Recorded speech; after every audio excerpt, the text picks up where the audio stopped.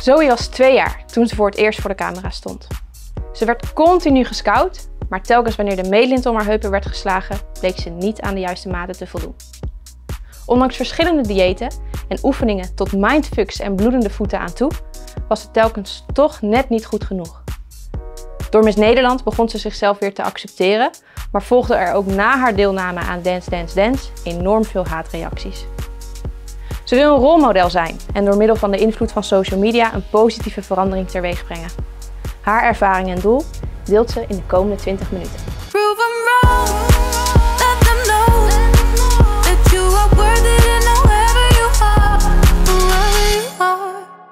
Zoe, welkom. Wat superleuk dat je hier bent. Thanks. Ja, ik heb er zin in. Ja, ik ook. Want in mijn intro hoorde je het al. Je voelde je niet goed genoeg.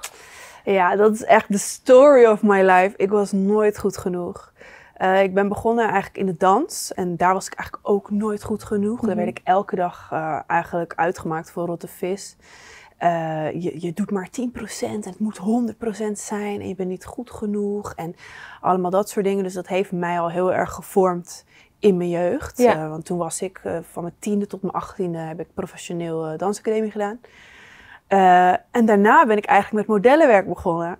En toen is het hele verhaal weer eigenlijk opnieuw gestart van je bent niet goed genoeg. Ja. Maar ik heb het gelukkig uiteindelijk dan wel positief kunnen omzetten. Ja. Maar ja, in het begin werd ik gescout op straat. Was ik een jaar of 18, 19 en toen dacht ik, oh my god, ik word gescout, weet je wel. Want op mijn uiterlijk zat het goed en dan kwam ik bij die agency aan en dan Polaroids maken, allemaal perfect, enthousiast. Nou ja, dan kwam dat meetlint uit de kast en ja, helaas, je bent te dik. Oh ja. En ja, dan werd me van alles aangeboden. Ja, mijn ergste verhaal was eigenlijk dat ze deden van, ja, oké, weet je, we willen je aannemen, maar je moet echt nog die paar centimeter kwijt. En toen zeiden ze ook nog, zoveel centimeter staat gelijk aan kilo's. Dus ik moest eigenlijk bijna 5 kilo tot 10 kilo afvallen. Nou ja, ik ben 1,80 meter. Ik woog 63 kilo. Nou ja, reken maar uit, dat is niet gezond. Nee. Maar goed, weet je, ik wilde het wel. En ik ben wel iemand die altijd doorzet en weet je, haar doel wil bereiken. Dus ik dacht, weet je, ik ga er gewoon voor. En ze gaven me ook tips van, weet je, het is al in het eerdere seizoen voorbij gekomen. Je moet 10 kilometer wandelen per dag. Nou ja, daar ging ik op mijn Nike's, ging ik 10 kilometer wandelen. Zelfs meer, want ik dacht, ja, als ik meer doe, dan ga ik ook meer afvallen. Nou ja, ik had van die gebreide hardloop Nikes aan. Ja. En het bloed kwam er gewoon doorheen. Trigger warning. Bloed kwam er gewoon doorheen. En Foto. Die heb ik misschien nog wel ergens. En dan zei mijn moeder ook, wat ben jij nou aan het doen allemaal, weet je wel? Je loopt je voeten gewoon stuk om af te vallen. En ja, aan de salades. En nou ja, je kent mij. Ik hou van snackbar en ik hou van junkfood. En ja, weet je, dan voelde ik me ook zo schuldig als ik dat had gegeten. Ja. En ja, weet je, je gaat gewoon bijna vanzelf een eetstoornis ontwikkelen, want je focust je zo erg op dat afvallen en dat is gewoon voor niemand goed. En ik hoop inderdaad dat door dit verhaal te delen, dat iedereen begrijpt dat dit niet de gezonde manier is, dat dit niet de manier is voor modellen en agencies om dit te bereiken. Ja. En ik ben ook blij dat jij ervoor zorgt dat de tussenmaten ook kunnen werken. Ja. Ik ben blij dat er nu al, weet je, plus size, dat het allemaal meer embraced wordt. Ja. Maar ja, wat we allemaal hebben meegemaakt is natuurlijk echt niet oké. We zijn er inderdaad nog niet. Nee, maar nu voel je je wel gewoon goed genoeg, toch? Klopt, inderdaad. En ik zat ook bij mezelf na te denken van, komt het omdat ik nu iets ouder ben? Dat als je jonger bent, dat je veel meer beïnvloedbaar bent. Maar het komt ook doordat ik echt gewoon hard aan mezelf heb gewerkt om mezelf beter te voelen en mezelf te accepteren. Want ja, bij mijn modellen-agency werd bijvoorbeeld ook altijd gezegd dat ik, als ik naar een casting ging, moest ik mijn haar stylen. Dus, want ze zeiden, ja, anders raken klanten afgeleid door je haar. En het past er niet bij. En je moet in het plaatje passen. Weet je, je moet er eigenlijk, ja, de woorden van mijn agency, normaal uitzien. Om dan die job te boeken. Dus ik deed dat altijd gewoon braaf, weet je wel. Ik volgde ook alles op, want ik dacht, ja, weet je, ik wil het maken, dus ik doe het allemaal wel. Ja. Ik ben hartstikke gehoorzaam. Ja.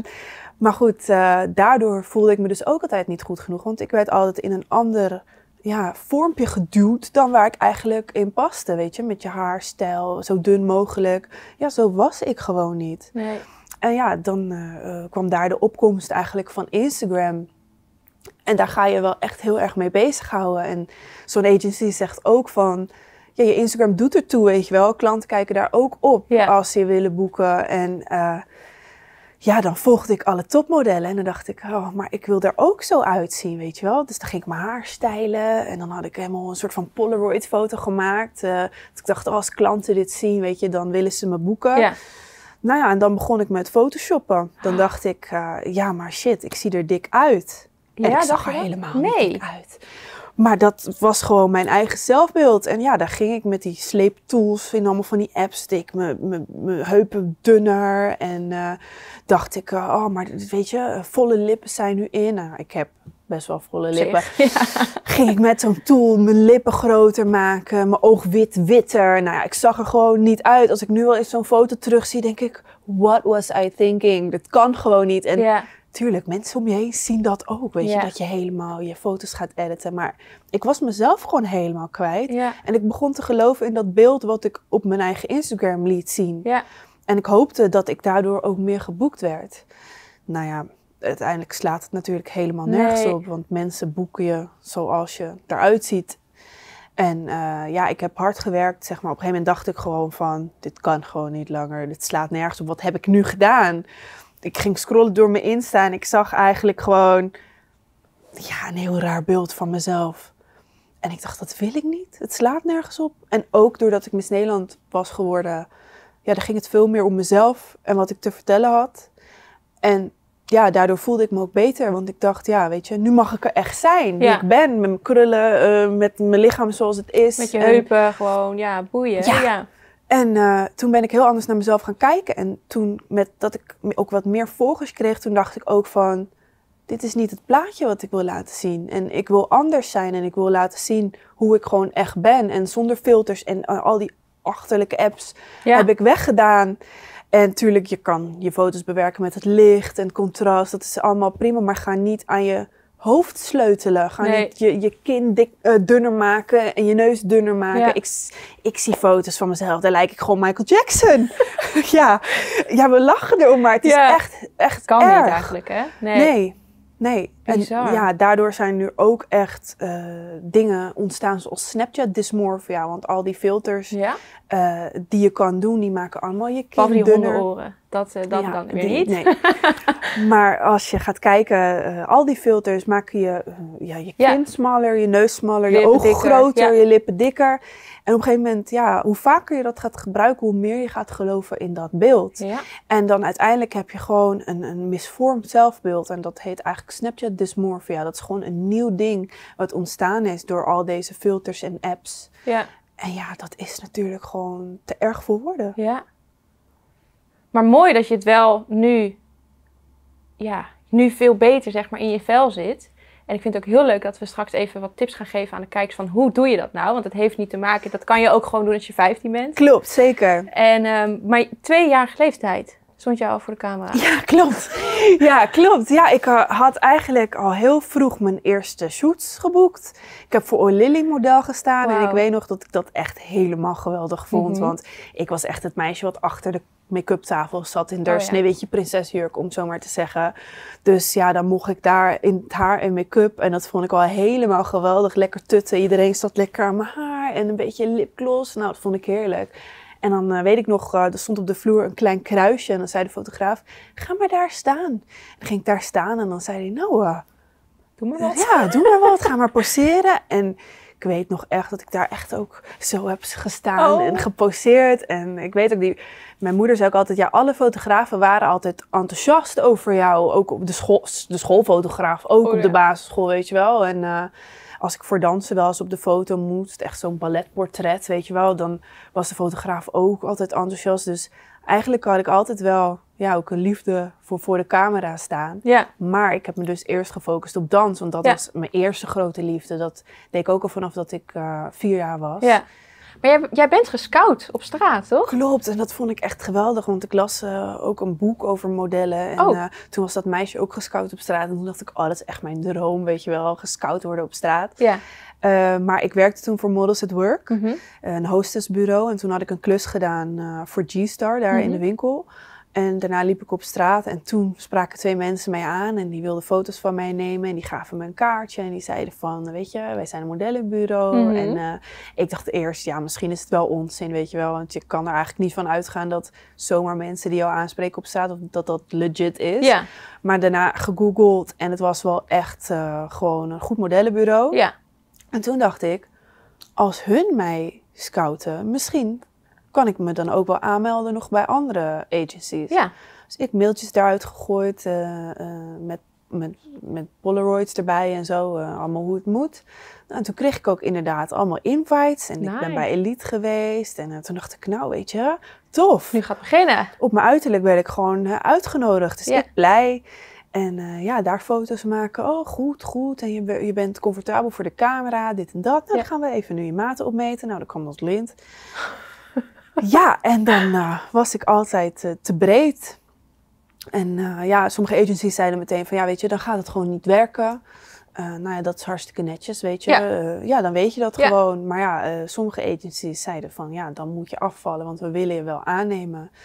En ik denk eigenlijk ook dat daar het gevaar zit. Want als je gewoon zegt tegen zo'n meisje, ja, je hebt de bouw niet. Ja. Dan houdt het daar gewoon voor je op. Ja. Weet je, dan ga je commercieel werk doen. Maar dat aanraden om af te vallen moeten ze eigenlijk gewoon niet meer doen. Nee. En ik heb dat dus wel gedaan. Maar ik ben bij een andere agency wel aangenomen. Die zei zelfs, ja, je moet stoppen met de pil. Dan val je ook af. En dan wordt je hoofd wat dunner. Want met de pil hou je vocht vast. En dan denk ik, hoe kan je een jong meisje nou gaan aanraden om met de pil te stoppen? Ja. Wie weet wat het meisje allemaal uitspookt. Is ze straks ook nog zwanger? Ja, je weet het niet. Ja. Maar goed, dat is natuurlijk te gek voor woorden. Ja. Maar goed, uiteindelijk ben ik wel aangenomen ergens. En ik heb ook Fashion Week mogen lopen. Nice. Maar toen waren ze ook dus niet bezig met mijn heupmaat. Omdat ik kwam daar op die casting en daar moest ik gewoon de kleding aandoen. Nou, dat paste ik altijd. Ja. En heen en weer lopen, ja, toen was ik gewoon geboekt. Er werd niet, dus wat maakt dat dan uit eigenlijk, opgemeten. Zou je denken? Nee, want met een heup 93 of 94 of 95 pas je dus nog steeds in de sample sizes. Ja.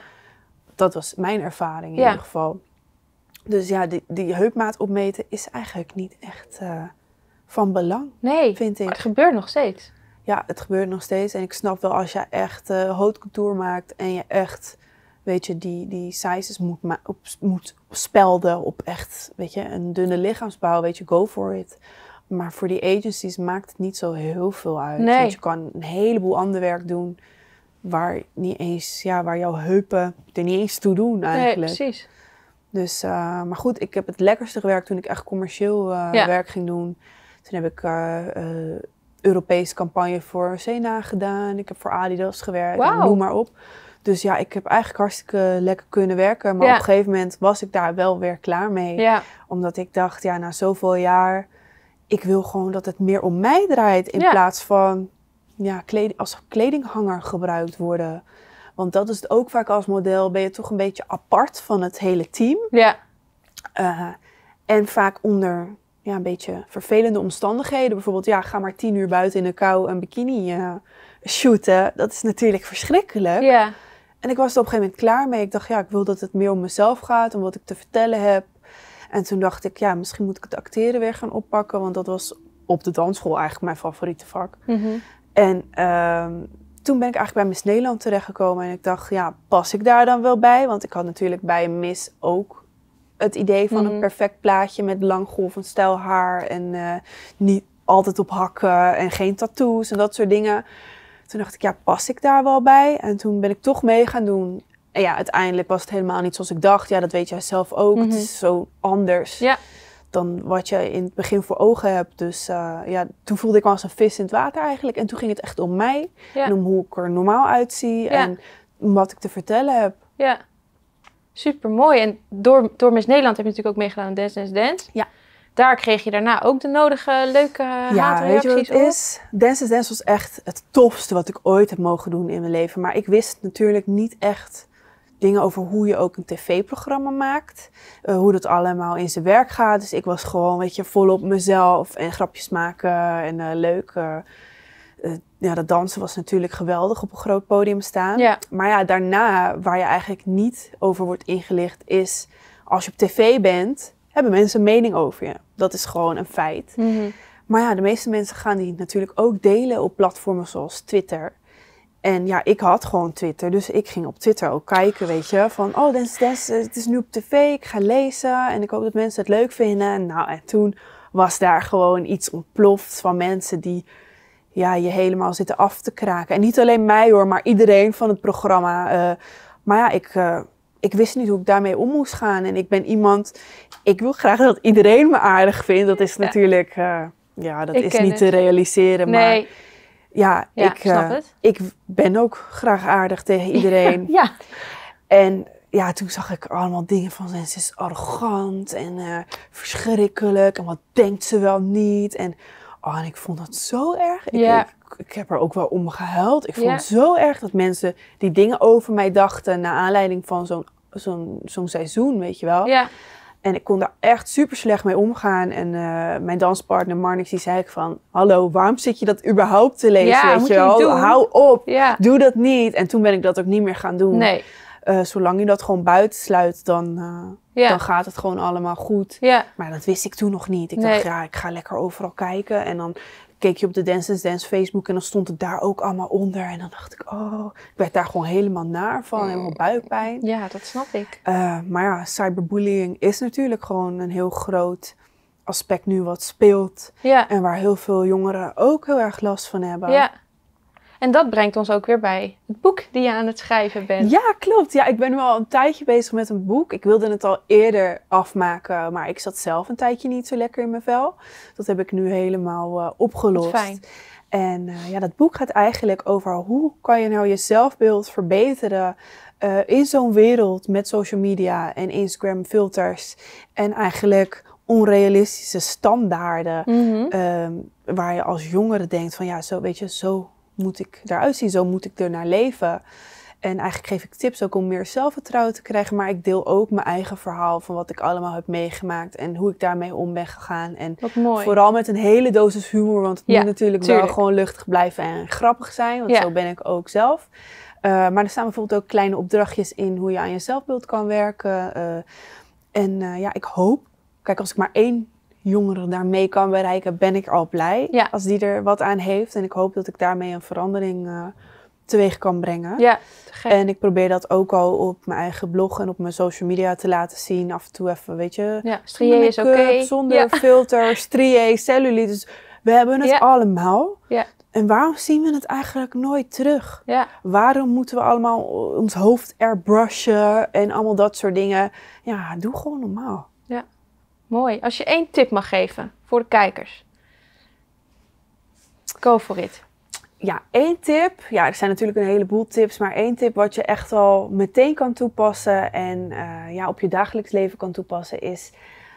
Zeg nou elke dag iets aardigs over jezelf. Want we hebben allemaal dat stemmetje in ons hoofd die vaak onszelf afkraakt of negatief is. En probeer erop te letten wanneer je dat nou doet. En geef daarna meteen een compliment aan jezelf. En misschien klinkt dit wel gewoon heel erg suf van, ik ga geen compliment aan mezelf geven. Dat is gewoon echt heel erg suf. Ziet er goed uit vandaag. Maar het helpt echt. En niet alleen over je uiterlijk, maar ook gewoon, weet je, ik heb vandaag dit project afgerond. Dat is echt goed van mezelf. Ja. Of, ik heb vandaag een vriendin geholpen. Nou, ik ben echt behulpzaam. Ja. Zulke dingetjes. Ja. Je hoeft niet alleen maar van, mijn haar zit echt mooi vandaag. Ja. Uiteindelijk, weet je, je uiterlijk komt vanzelf wel. Probeer nou eerst ook je innerlijk te accepteren. En dan komt uiteindelijk dat hele pakket vanzelf wel. Maar we hebben allemaal in ons hoofd dat stemmetje dat soms echt heel lelijk is. Ja. Weet je, van, oh mijn god, je hebt het echt verknald. En waarom doe je dit nou? En waarom heb je dat nou gezegd? Of je ligt 's avonds in bed en je speelt alles af wat je die dag hebt gedaan. En je denkt, ik had dit wel anders willen doen. Ik had dit wel anders willen doen. Ja. Nee, doe nou eens gewoon, weet je, speel het riedeltje af en denk, ik heb dit goed gedaan. Ik heb dit goed gedaan. En dat helpt ook als je dat een keertje opschrijft, weet je. Hou een keer een boekje bij en schrijf de dingen op een dag die je wel allemaal hebt behaald, die je goed hebt gedaan. In plaats van, ik had dat af moeten ronden en ik heb dit niet gedaan en ik had dat moeten doen. Ja. Dat gaat echt helpen. Ja. Deze vraag ga ik aan iedere gast vragen. En dat hebben we vorig seizoen ook gedaan. Maar wat zou er, als er iets veranderd zou moeten worden in de mode-industrie, wat zou dat dan zijn, volgens jou? Nou, ik vind dat we goed op weg zijn, ja. maar nog steeds niet daar zijn. Kijk, als je op straat kijkt, zie je mensen in alle maten, in alle kleuren, met disabilities, zonder disabilities. Dat ik denk, waarom zien we dat niet gewoon ook in de mode-industrie terug? Waarom willen we één bepaald prachtig, perfect beeld zien? En waarom niet gewoon de mensen die we ook op straat zien? Weet je, als je kijkt naar een Fenty Rihanna show, zij doet het. Ja. Iedereen is fan ervan. Ja. Waarom kan het niet overal toegepast worden? Weet je, elke kleur, elke maat. En iedereen probeert het nu wel door te voeren, maar nog niet echt. Of ze doen het alleen maar omdat ze dan laten zien van, kijk, wij hebben diversiteit. Dat is natuurlijk ook niet the way to go. Maar weet je, probeer het gewoon oprecht door te voeren. En bespreek dit ook met je werkgever. En bespreek dit met je vrienden. En uiteindelijk kunnen we zo denk ik wel voor een positieve verandering zorgen. Wat is het allergekste dat je ooit als model meegemaakt hebt? Oh, ja, maar hier heb ik wel een hele lijst van. Hoe lang hebben we nog, jongen? Maar ik doe ook alles. Klinkt, ja, nee, maar ik doe wel veel. Dus als iemand zegt, echt gebeurd, ga eens eventjes daar staan in dat slootje. Ik stond in een of andere mooie tuin en naast dat slootje stond zo'n bord met pas op de schildpadden bijten. En ik ben daar gewoon ingestaan. Ik ben daar gaan instaan. Alles voor de foto. In mijn bikini. Ik dacht, alles voor de foto. Dit wordt zo'n mooie shoot. En ik ben ook wel eens, ja, ik denk dat dat shot wel mooi is. En dan ben ik in een boom geklommen. Daar ben ik ook uitgevallen. Heb ik me tattoo geschaafd. Allemaal dat soort dingen. Ja, als model denk je ook gewoon van, ja, weet je, ik ga ervoor. De fotograaf denkt dat dat een mooi shot is. En dan doe ik 9 van de 10 keer kunnen ze niet eens die foto gebruiken. Maar ik heb allemaal van dat soort gekke dingen meegemaakt. Oh. Ja. Oh, zo. Nou, ik ben in ieder geval heel erg benieuwd naar jouw boek. Er is nog geen datum waarop die nee, ik hoop hem nu uitkomt. af te ronden. En dan eind dit jaar of begin volgend jaar komt hij dan uit. Te gek. Nou, iedereen moet jou gewoon gaan volgen op social media. En daar gaan we het wel zien, denk ik. Yes, zeker. Leuk.